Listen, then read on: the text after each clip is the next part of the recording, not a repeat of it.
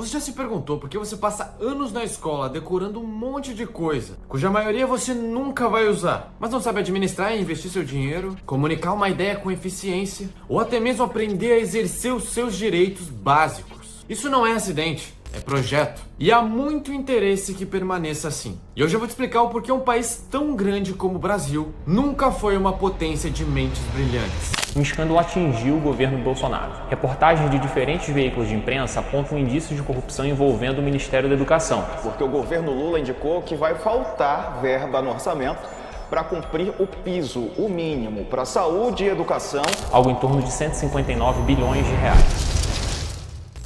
Mas antes de começar a falar sobre o tema do vídeo, é importante ressaltar uma coisa. Você sabia que a origem da educação na história não era para criar pessoas independentes através do conhecimento? Pelo contrário, a ideia sempre foi doutrinar. E não é papo daquele seu tiozão bolsonarista do churrasco. Não acredita? Então vamos voltar lá pro Império Romano. Na Roma Antiga, especialmente durante o Império, educar era antes de tudo uma forma de controle. O Império era gigante, cheio de povos diferentes, culturas, religiões e até línguas. E para manter tudo isso sob controle, a Roma precisava de uma coisa: obediência. Então o que eles fizeram? Investiram pesado em educação. Uma educação obrigatória e focada em moral, dever, disciplina e retórica, sempre exaltando os valores romanos. O cidadão romano ideal era submisso ao Estado, respeitava a hierarquia e sabia que o seu papel era servir ao regime. E isso era feito com uma maestria impressionante.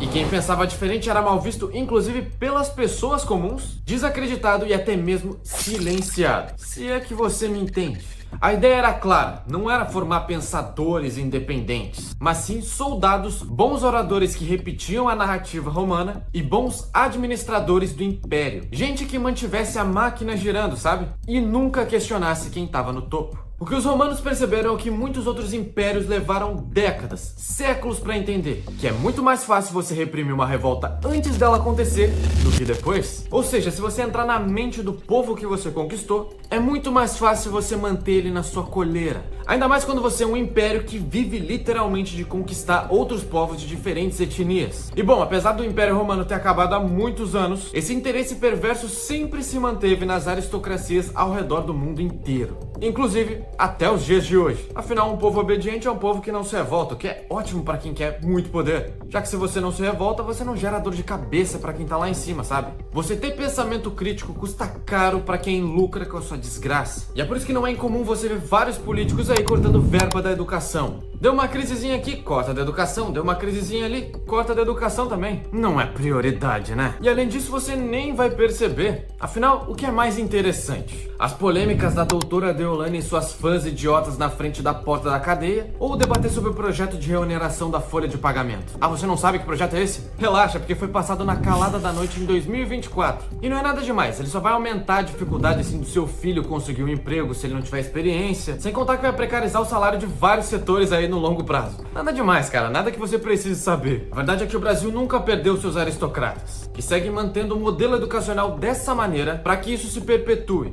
Diferente de países como Estados Unidos ou China, nunca houve um consenso entre partidos sobre um projeto de nação, mas sim em projetos de poder, o que são coisas completamente diferentes. Eu vou te explicar. O Partido Republicano e o Partido Democrata nos Estados Unidos, por exemplo, têm diferenças ideológicas e de visão de país, mas mesmo assim, a base dos dois é a mesma. O objetivo é o mesmo: crescimento, desenvolvimento e toda uma questão até mesmo de branding dos Estados Unidos, de ser a terra da oportunidade, o país mais próspero do mundo e o tal do sonho americano. O Brasil nunca teve esse mote que unisse as pessoas de um projeto maior. Isso porque são contextos completamente diferentes e histórias completamente diferentes. E o mais próximo que a gente já teve disso foi em 2016, quando o povo inteiro se uniu para tirar Dilma do poder. É importante ressaltar que naquela época muitas das pessoas que inclusive votaram na Dilma estavam nas ruas protestando. Ou seja, por mais que aquelas pessoas gostassem das ideias do PT, elas usaram um pouquinho da massa cefálica delas para entender que, olha, está ruim, vamos tirar fora e nós queremos um país melhor. Os manifestantes protestaram contra a corrupção, contra o governo Dilma Rousseff e o ex-presidente Lula, e exaltaram o juiz federal Sérgio Moro e as investigações da Lava Jato. Acho que basta, vamos mudar esse país. Jogando completamente fora qualquer ideia de ideologia, em nome de um objetivo único: especialmente para lutar contra a corrupção e os escândalos que estavam rolando na época à solta. Mas essa unidade do brasileiro facilmente se dissipou quando o Bolsonaro tomou para si o símbolo da camiseta amarela. Algo que deveria representar nossa união contra um sistema corrupto se tornou parte do sistema corrupto. É como diria o Capitão Nascimento, meu amigo. O sistema é foda. Mais uma vez, um político aristocrata roubou essa esperança do brasileiro, mostrando que a história simplesmente se repetiu. O autopopulismo. Veja bem, a educação é um projeto de muito longo prazo. Ou seja, você pode investir bilhões hoje, agora, nesse exato momento, para comprar equipamentos, fazer reformas, aumentar o salário dos professores e o que mais você quiser. Mas o efeito disso só vai se refletir daqui pelo menos uns 10 anos. Isso sendo bastante otimista. Ou seja, o político populista, ele tá interessado em momento, popularidade, e não em fazer um projeto que quem vai colher os frutos vai ser o concorrente dele. Por que eu, um político populista, vou melhorar a educação para você se quem vai receber os créditos vai ser o político que vai vir daqui 10 anos? E muito provavelmente não vai ser eu. Não. Isso acontece justamente por essa nossa herança aristocrática, que muitos políticos têm, inclusive aqueles que não têm raízes aristocráticas, mas que por terem sido esmagados pela aristocracia no passado, hoje se tornaram a própria aristocracia. O resultado disso? Decora aqui, decora ali, e morre de tédio pensando em como você queria voltar para casa. Isso não é aprendizado, é adestramento. Nossa educação não é moldada para te instigar, para você se interessar, se divertir aprendendo e se desenvolvendo ao mesmo tempo. Foi moldada para você repetir padrões, virar basicamente um apertador de botões. E não é exagero não. Um estudo recente mostrou que o brasileiro médio tem 83 de QI. Ou seja, o brasileiro médio está literalmente só 20 pontos acima de um chimpanzé adestrado. Não é exagero não, cara. A diferença é que pelo menos um chimpanzé não vota pra presidente. Só que vai ficar pior, meu amiguinho. Olha só esse dado aqui. A China nos anos 80 e 90 era inferior ao Brasil em absolutamente tudo. Mas até nessa época ruim da China, eles já tinham um QI superior ao nosso. Ou seja, eles conseguiram nos superar. E hoje a média do QI chinês é de 105 pontos. Que é a média considerada normal no mundo inteiro. E a gente não evoluiu absolutamente nada. Em literalmente 45 anos. E é por isso que eu te falei que isso não é por acaso, é projeto. É literalmente impossível que um país que tem um sistema educacional bem estruturado e investimento contínuo literalmente não mude absolutamente nada em 45 anos, metade de um século. Nesse tempo daria sim para fazer uma baita revolução educacional e nunca foi feita. E quem esteve no poder esses anos todos sabe disso e não fez porque não quis. É bem triste saber disso, né? Só que ainda vai ficar pior porque os dados não mentem. Em 2022 o Brasil ocupava a 58ª posição do ranking do PISA, o Programa Internacional de Avaliação de Alunos da OCDE. Isso entre 70 países. Ou seja, a gente está entre os piores entre leitura, matemática e ciências. 7 em cada 10 brasileiros com 15 anos não sabem resolver um problema matemático básico do cotidiano. E apenas 2% dos estudantes atingem um nível de excelência em ciências. Sabe o que isso significa? Que a esmagadora maioria sai da escola sem saber interpretar um simples gráfico ou entender o que é uma fake news. Esses números não são apenas vergonhosos. Eles são um sintoma de um sistema que não educa, mas adestra. O aluno decora fórmulas, mas não entende o problema. O aluno faz provas, mas não aprende a pensar. O aluno se forma, mas sai despreparado para a vida real. Mas eu gosto de sair dos números e trazer para a realidade. Para de imaginar essa perspectiva geral e começa a pensar no garoto da favela. Aquele que já nasceu desfavorecido, que ainda conta com esse sistema de educação podre e mal feito de propósito. Você acha que ele tem condição de sair daquele lugar? Porque você acha que hoje em dia se criou uma cultura de favela, com gente dizendo que a favela venceu, isso e aquilo. Mas essa mesma pessoa não tem dinheiro para rebocar a própria parede. Eu te respondo por quê. Porque como ela sabe que ela não tem condição nem conhecimento suficiente para sair daquele lugar, ela tem que dar um motivo para ela continuar lá. Ela quer sentir orgulho de alguma coisa para não sentir que a própria vida é inútil. E para isso ela coloca valor no que não tem. Mas a culpa não é dela. A culpa é de quem abandonou ela. A culpa é de quem focou em um projeto de poder ao invés de focar em um projeto de nação. A culpa é daqueles que olharam nos olhos dessas pessoas, prometeram um mundo e não entregaram nada. Mas e aí? Até quando isso vai continuar? Até quando você vai permitir que isso aconteça? Uma coisa é fato, enquanto isso não mudar, esquece a promessa de um Brasil próspero. Não vai acontecer. Não vai ter picanha nem cervejinha gelada, meu irmão. Enquanto isso continuar assim, daqui pra frente, é só pra baixo. Agora, antes de continuar, a gente precisa ser justo e fazer um adendo muito importante para certas pessoas que vão interpretar completamente errado esse vídeo. Muitos culpam os nossos professores por esses resultados vergonhosos, mas a verdade é que eles também foram traídos. Imagina você ter vocação, amor pela educação, estudar anos, se formar, querer transformar vidas e encontrar uma sala com 40 alunos, sem estrutura, sem apoio emocional e com um salário que mal paga o aluguel. É tipo pedir pro Messi ganhar a Champions jogando num campinho de terra batida, com a bola murcha e a chuteira furada. O problema nunca foi a capacidade dos professores. Pelo contrário, tem gente extremamente brilhante tentando ensinar, mesmo dentro de um sistema que asfixia a criatividade e mata a inovação. Os professores são treinados para seguir apostilas, cobrar decoração e cumprir meta, e não para formar mentes livres de verdade. Isso muitas vezes acaba adoecendo quem entrou na sala de aula para inspirar, ao invés de simplesmente preencher tabela. O sistema atual beneficia quem é o péssimo aluno e não incentiva quem é o bom aluno. Ou seja, ele é nivelado para baixo. Eu mesmo sempre fui o aluno nota 10 no ensino fundamental. Porém, quando eu cheguei no ensino médio, eu comecei a perceber uma coisa. Aquele aluno que passou com uma nota 5,1 ia ter as mesmas oportunidades do que eu que tirei 9, 10. Eu olhei para isso e pensei, não, calma aí.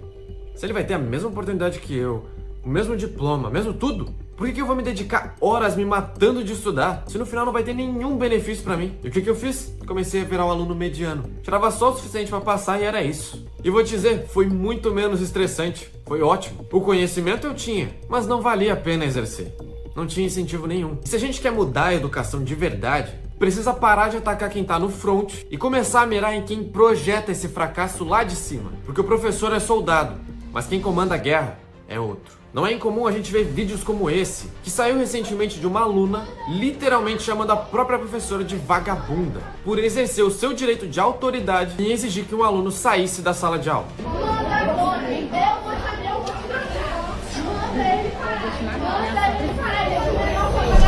Agora te faço uma pergunta sincera. Você acha mesmo que uma professora como essa vai ter algum empenho de exercer a própria profissão quando casos como esse são normalizados por conta do descaso que o ensino básico tem? Essa aluna só fez isso com a professora dela porque lá na base não foi imposto um limite hierárquico. Então como exigir que uma professora tenha ânimo em exercer o próprio trabalho se ela sabe que isso pode e vai voltar a acontecer? Agora, sabe qual que é o impacto psicológico para quem aprende nesse sistema? Desde pequeno você aprende que criatividade é sinônimo de bagunça, que tem que passar o dia inteiro copiando coisa do quadro e se você não consegue, você se sente um lixo e que tirar 10 numa prova é muito mais importante do que entender de fato aquele assunto. O resultado? Uma geração inteira com medo de errar, com ansiedade de performance, sem autoestima intelectual e viciada em aprovação externa. Uma juventude apta para decorar, mas incapaz de pensar.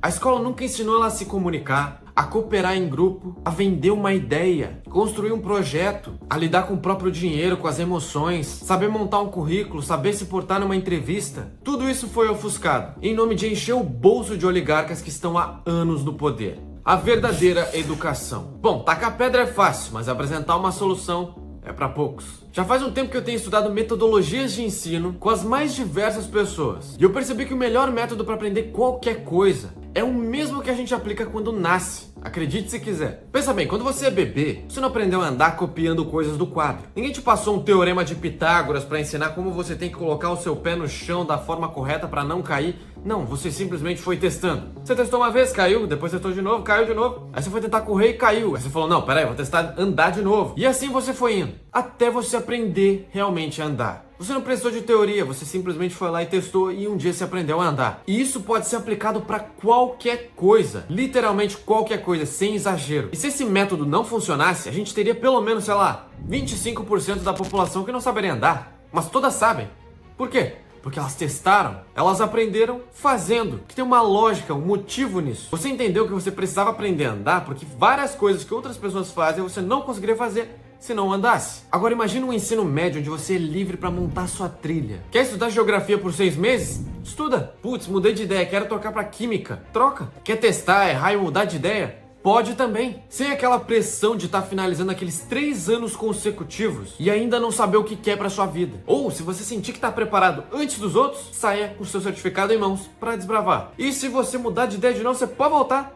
Tudo bem. A escola não seria como uma prisão, mas sim como um laboratório livre para você testar, para você desbravar as habilidades da sua mente. Nesse modelo você acumula horas de conhecimento prático e teórico. E no final não existe uma prova genérica que decide o seu futuro, mas sim um histórico real do que você sabe, do que você experimentou e do que você ama. E esse vai ser o seu passaporte para a universidade ou para o mercado. O tempo que você investiu em cada uma das suas disciplinas favoritas. Pensa, por que forçar um geólogo a decorar a escola literária do romantismo? Ou obrigar quem quer ser um roteirista a aprender trigonometria? Isso não é formação, é desperdício de tempo e talento. A base obrigatória no fundamental, português e matemática. Mas essa última, ensinada com foco na lógica e na aplicação real no dia a dia. A gente aprende a somar com laranjas porque entende o que está acontecendo. Ninguém precisa decorar quando entende a lógica do uso prático daquilo. E tudo deveria ser ensinado assim. Porque quando você entende a lógica de algo, você não tem limites. Esse inclusive é meu lema de vida. Esse é o tipo de educação que eu acredito. E é como eu tenho baseado meu projeto educacional atualmente. Agora que você sabe de tudo isso, a pergunta é: vai continuar aceitando e passando pano para quem mantém esse sistema vigente? Ou vai realmente buscar o que te desenvolve e cobrar? Se você acha que estudar é chato, talvez seja porque te ensinaram do jeito errado. E se você quer aprender de um jeito diferente, que respeita a sua mente e te ajuda a crescer de verdade, se inscreve aqui no canal e vem comigo nesse projeto de mudar a nossa educação que é tão precária nesse nosso Brasil. E claro, compartilha esse vídeo com aquele seu amigo que já sentiu que a escola nunca foi feita para ele. E bora juntos mudar esse jogo. E lembra, quando você entende a lógica, você não tem limites.